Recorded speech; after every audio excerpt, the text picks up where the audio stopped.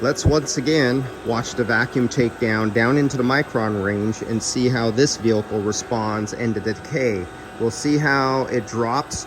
We'll see if it's moisture saturated grossly or if this is a dry system by analyzing the micron scale. So right now you can see we're at 0 psi. We're hooked up at high side, low side. We bought both sides on. We are using vacuum refrigerant hoses that I must stress that you should not be using. But since you are going to be learning and funds are limited, if you are going to have a micron meter and learn how to use it, you're going to have a little frustration, but you might as well have a good set of gauges and a micron meter. Once you get good at it, then you can graduate to a separate dedicated micron meter later on and advance up after you learn. Even though you'll go through a hard learning curve and you possibly could get frustrated. So let's go here. We're at 0. We're connected. The only thing we don't have the valves open yet. Let's open up the low side, the high side. We won't read anything here until we get down into the micron range. It's Bluetooth connected. Let's open up the vacuum. 1, 2, 3, go. There we go. So we have the vacuum opened right now, and we're pulling a vacuum on this system. We're already down into the micron range. There we go. We are getting down there. How many seconds has this been? I didn't keep track. Well, you guys can look at the timing meter.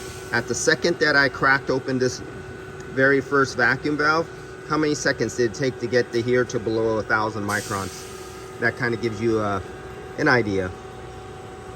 But you see up here, since it's gotten into the micron range, it's now we can data graph and we can actually take a look at it and we can see if there's any spikes and pops or is it smooth. If it's a wet, dirty system, we're going to have a lot of jaggedness. If it's fairly, somewhat, I won't say dry, but, for an automotive vehicle, you'll see it be semi-smooth. And if it's really horrible, I wouldn't even be able to get down here below 1,000 microns or 1,200. I think you've even seen some of my videos posted where I could not even pull below 1,400 microns, and it took like over an hour. And I think I posted a video too much earlier where I had one that was so bad I couldn't do it, but it was the end of the day. So just for experimentation and show you what would happen, I left the vacuum pump overnight, and the next day it was like below 100. It was nice, smooth, flat line, and it held. And it took overnight for that to happen. So moisture is a very difficult thing to remove, and you don't remove all of it. You're just reducing it out of the system.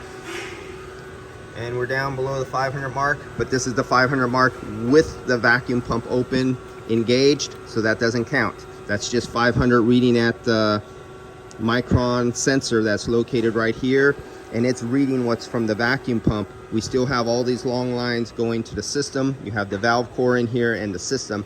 If I were to take this micron sensor out of this gauge, the second one, and I was to place it on a valve right here in the system, we might see that it's like 900 or 1,000 microns here, but the sensor over here is reading 420 microns.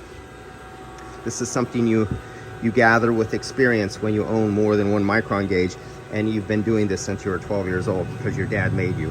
That's what happened to me. So I had no choice on learning. I was forced to learn.